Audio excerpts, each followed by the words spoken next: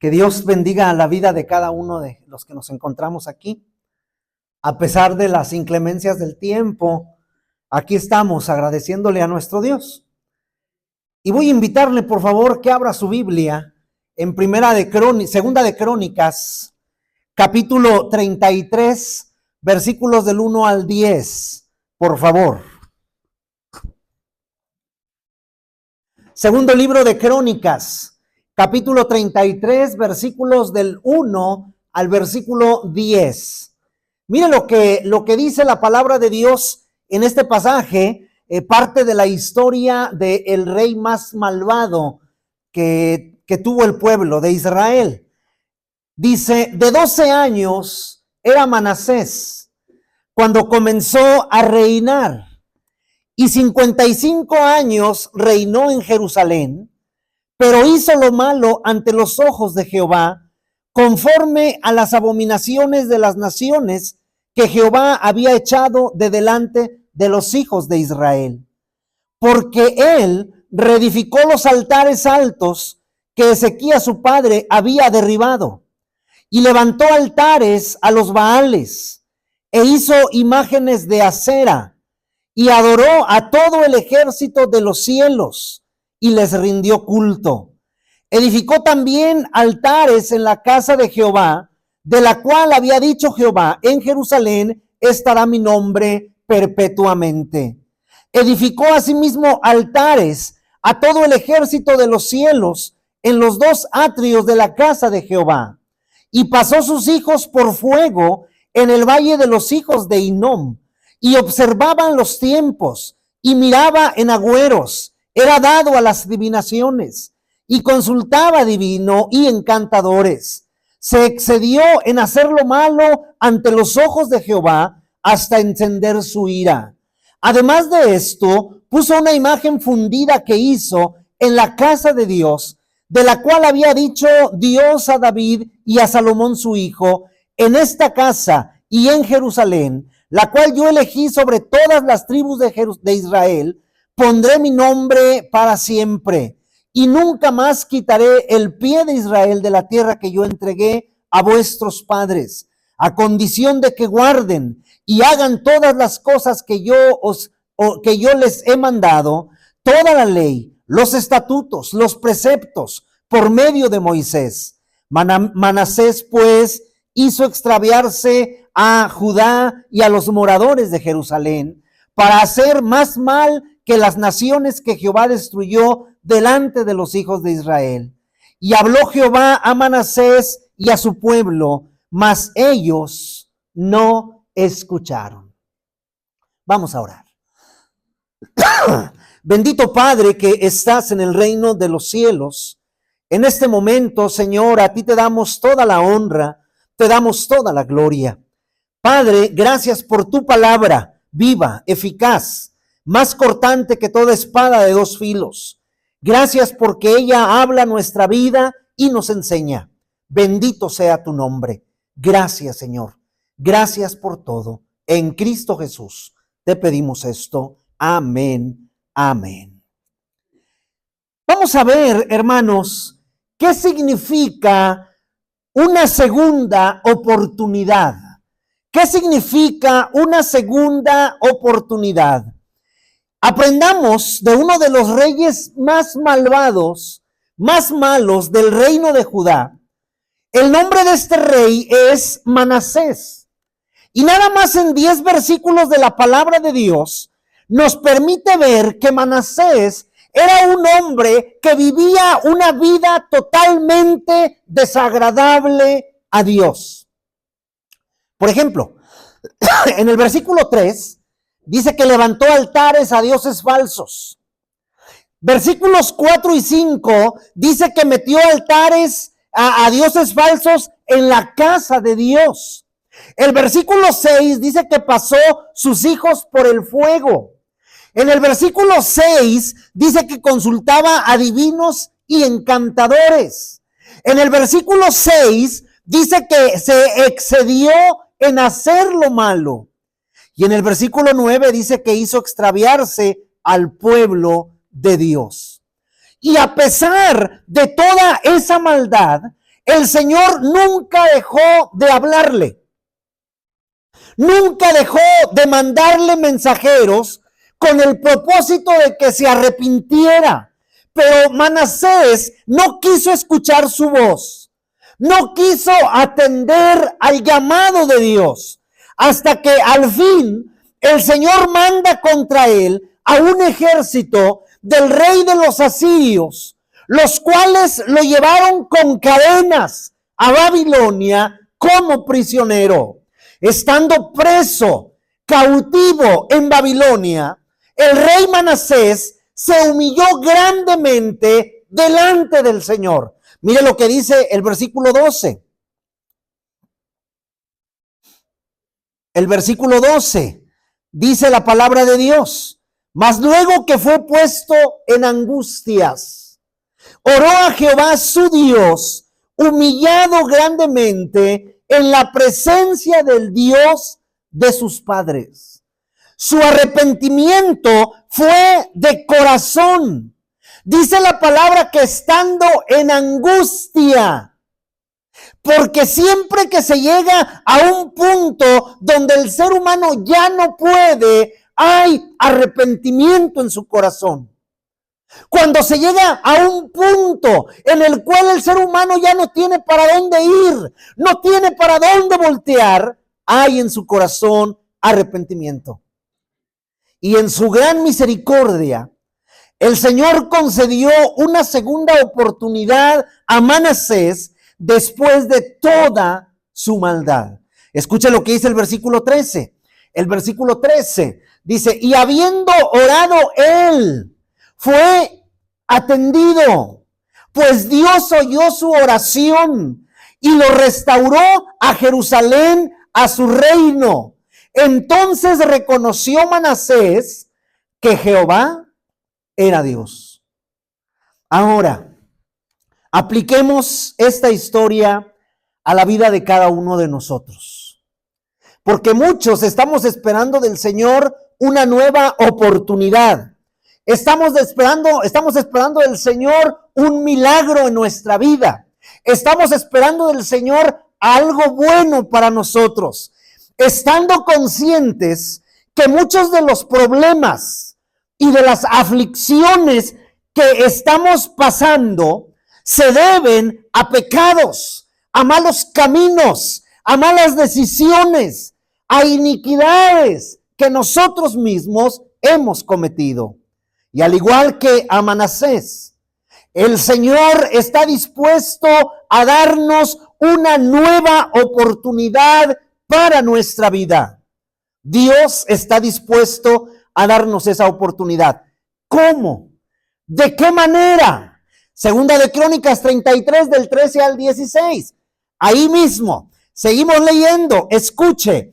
Y habiendo orado él, fue atendido, pues Dios oyó su oración y lo restauró a Jerusalén, a su reino. Entonces reconoció Manasés que Jehová era Dios. Después de esto, edificó el muro exterior de la ciudad de David, al occidente de Guión, en el valle, a la entrada de la puerta del pescado, y amuralló Ofel, y elevó el muro muy alto, y puso capitanes de ejército en todas las ciudades fortificadas de Judá. Asimismo, quitó los dioses ajenos y el ídolo de la casa de Jehová, y todos los altares que había edificado en el monte de la casa de Jehová y en Jerusalén, y los echó fuera de la ciudad.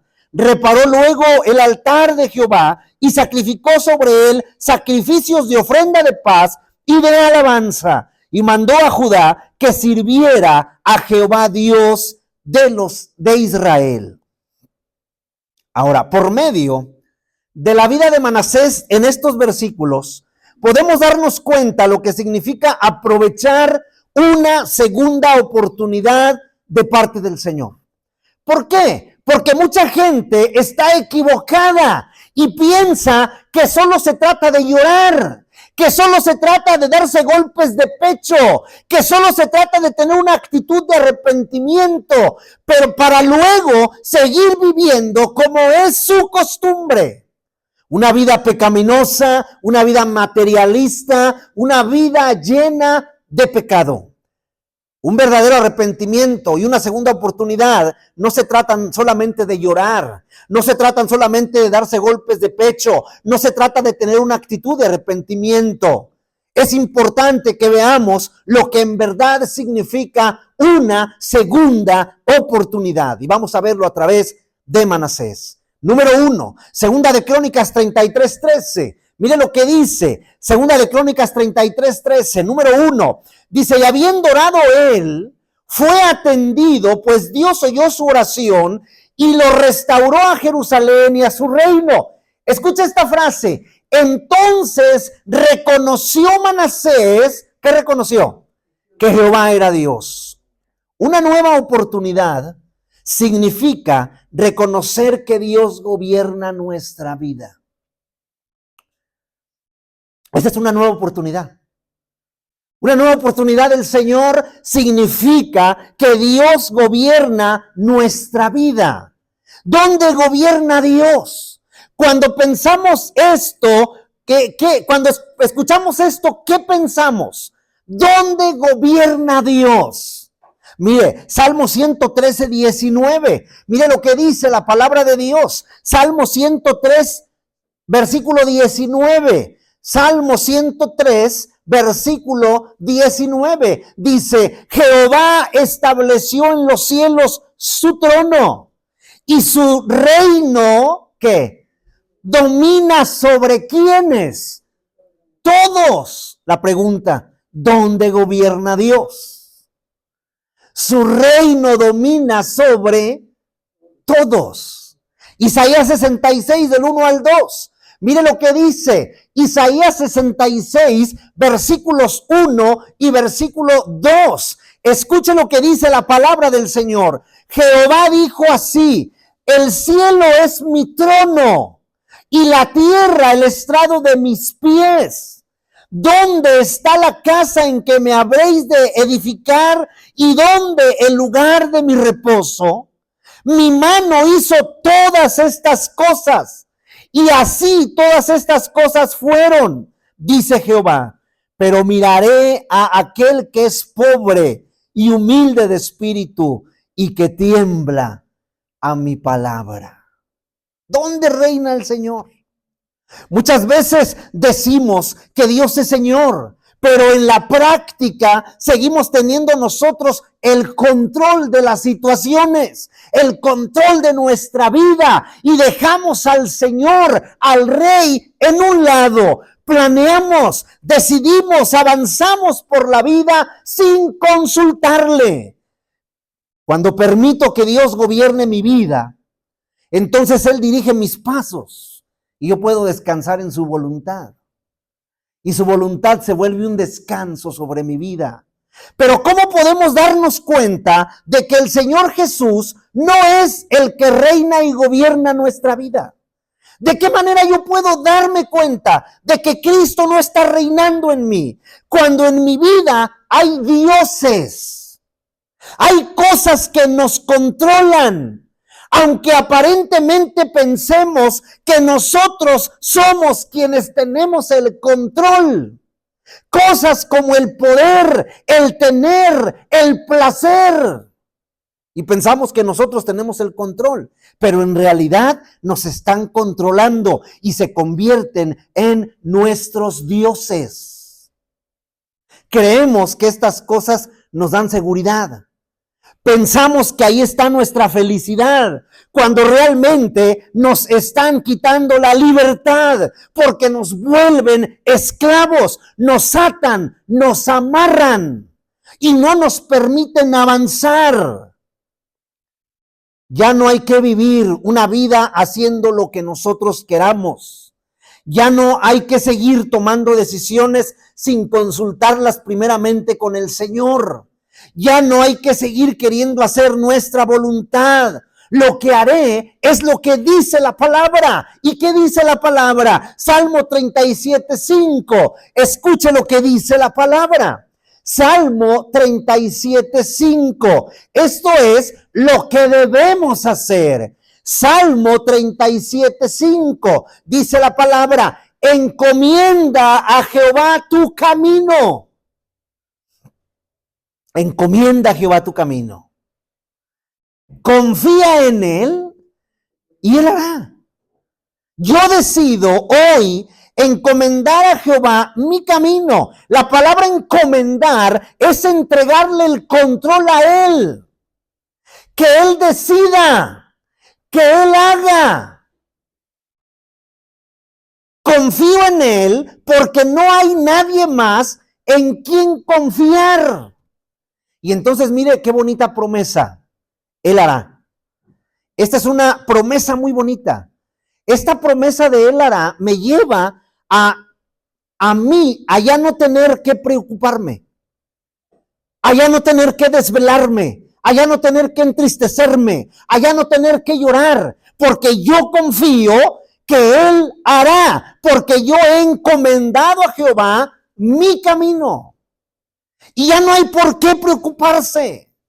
Porque el Señor nos está dando una segunda oportunidad, porque hay promesa y Él es fiel a su palabra. Si usted encomienda sus caminos a Él, si usted cree de verdad en Él, que es poderoso para resolver o hacer lo que está pidiendo, Él no puede dejar de cumplir lo que ha prometido, porque no puede ir en contra de su palabra. Por lo tanto, usted tiene la seguridad de que Él hará lo que usted necesite, lo que le haga falta. Él lo va a suplir, Él lo va a hacer. Siempre y cuando yo reconozca que Él es el que gobierna mi vida. Número 2. Volvemos a 2 de Crónicas 33, verso 15. 2 de Crónicas, verso 33. Capítulo 33, perdón, versículo 15. Mire lo que dice. Asimismo, escuche esto, quitó los dioses ajenos y el ídolo de la casa de Jehová, porque había edificado un mono en medio de la casa. Y todos los altares que había edificado en el monte de la casa de Jehová y en Jerusalén. Escucha esta frase. Y los echó fuera de la ciudad. Una segunda oportunidad significa que después de que he reconocido que Él es el que gobierna mi vida, voy a echar fuera de mi vida todo lo que no agrada a Dios. ¿Qué hizo Manasés?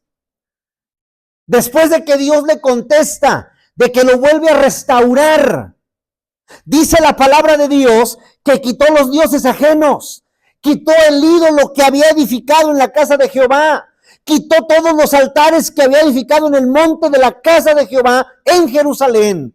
Y todo eso lo echó fuera de la ciudad. No solo se trata de llorar y prometer cambios que no vamos a realizar en nuestra vida. No se trata de convencer a Dios con nuestras lágrimas, con nuestros ruegos, sin tener el mínimo deseo de cambiar mi vida. Notemos la palabra que usa el versículo 15. Los echó fuera de la ciudad. No anduvo con cuidado. No anduvo con delicadeza, sin contemplaciones.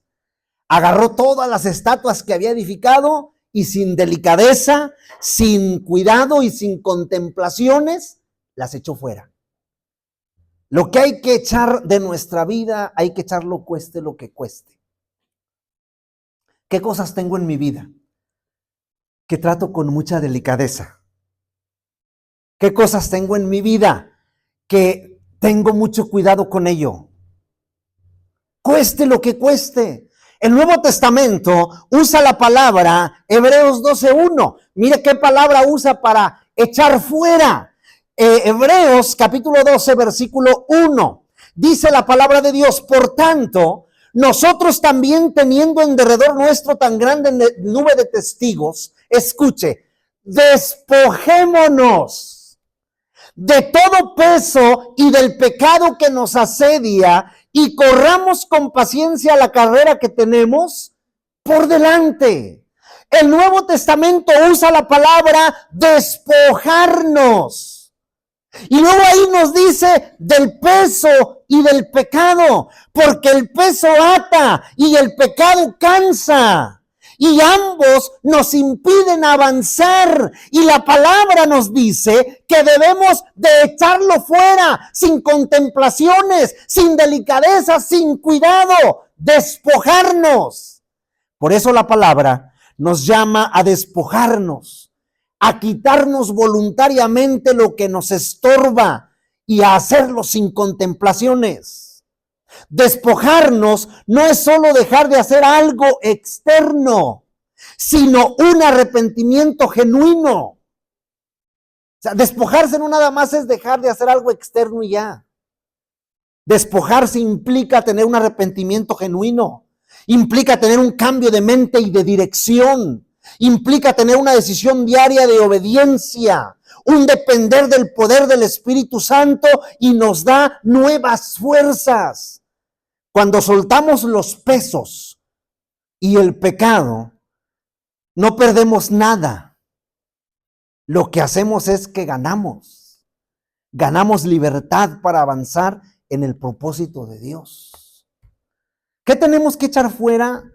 ¿Qué tenemos que despojarnos? Sin contemplaciones. Colosenses 3:9.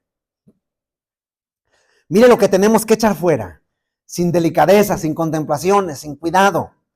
Escuche lo que tenemos que echar fuera.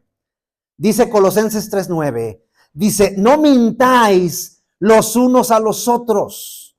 Escuche, habiéndonos, ¿qué? Echado fuera. Sin contemplaciones, sin delicadeza, sin cuidados. Despojando del viejo hombre con sus hechos, sus actitudes, sus hábitos, su orgullo, su amargura, su envidia, su ira, su mentira. Tenemos que arrancar de nuestra vida ese viejo hombre con todos sus hábitos, con todas sus costumbres equivocadas. Pero también tenemos que saber que despojarnos va unido a vestirse. Al despojar, yo tengo que introducir algo nuevo. Efesios 4:24. Efesios capítulo 4, versículo 24. Mire lo que dice. Efesios 4:24. Dice, y vestíos del nuevo hombre, creado según Dios en la justicia y santidad de la verdad. Efesios 4:24. O sea, no nada más es quitar y ya vivir libre por la vida. Es quitar y al mismo tiempo es vestir del nuevo hombre. Porque hemos quitado un hombre con hábitos malos, con costumbres equivocadas. Y es vestirnos de un nuevo hombre que es creado según Dios, en justicia, en santidad y en verdad. Tenemos que despojarnos del pecado y vestirnos de Cristo, pues así permitimos a Cristo vivir plenamente en nosotros. Número 3. Volvemos a 2 de Crónicas 33, verso 16.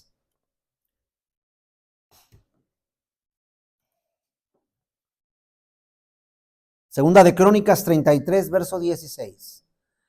Dice, reparó luego el altar de Jehová y sacrificó sobre el sacrificio de ofrenda de paz y de alabanza, y mandó Judá que sirviesen a Jehová, Dios de Israel.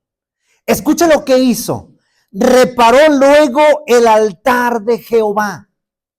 Y ya cuando estaba reparado ese altar, que normalmente eran 12 piedras, sacrificó sobre él sacrificios de ofrenda de paz y sacrificios de alabanza, y mandó a Judá que sirviesen a Jehová, Dios de Israel.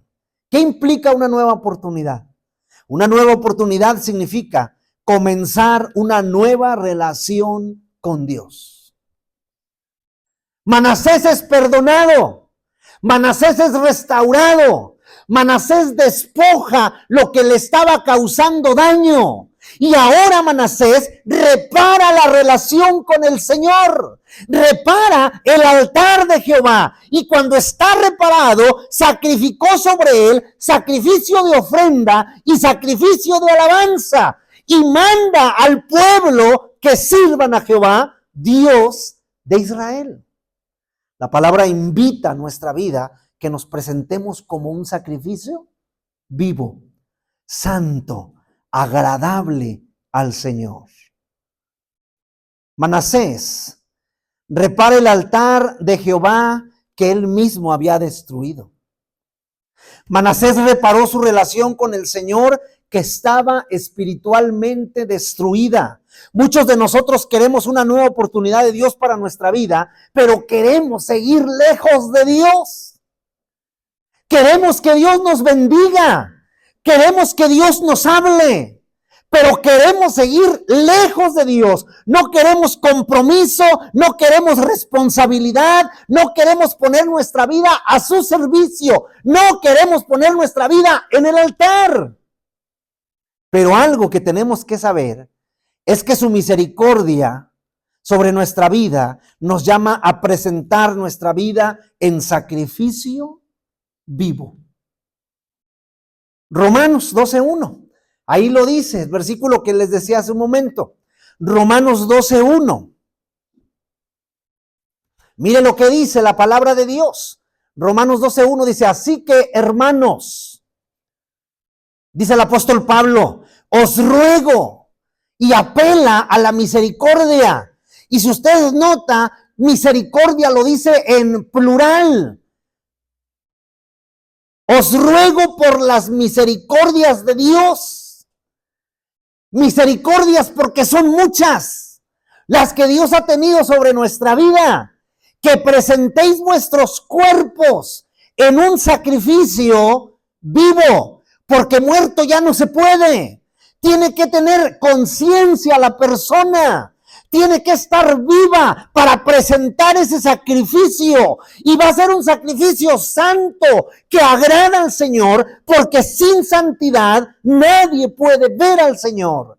Tiene que ser un sacrificio agradable a Dios, que es vuestro culto, que se hace con razonamiento y con ración de tiempo. ¿Cuánto tiempo le dedica a Dios? Este presentarme en sacrificio no es para reparar lo viejo, porque lo viejo ya no sirve. Acuérdese que cuando se echa un vino nuevo en un odre viejo, ¿qué le pasa al odre? Se rompe. Este presentarse de nuevo en el altar en sacrificio no es para reparar lo viejo, es para hacer todas las cosas nuevas. Y ahora mi relación con Dios no se basará en mi pasado, sino en su gracia. No caminaré con Dios por costumbre. Ahora lo haré con amor, con servicio, con humildad, porque tengo una segunda oportunidad de parte de Dios. Eso implica una segunda oportunidad en la vida de Manasés, que nos ayuda a que podamos nosotros verdaderamente tener una segunda oportunidad. Que Dios le bendiga. Vamos a orar.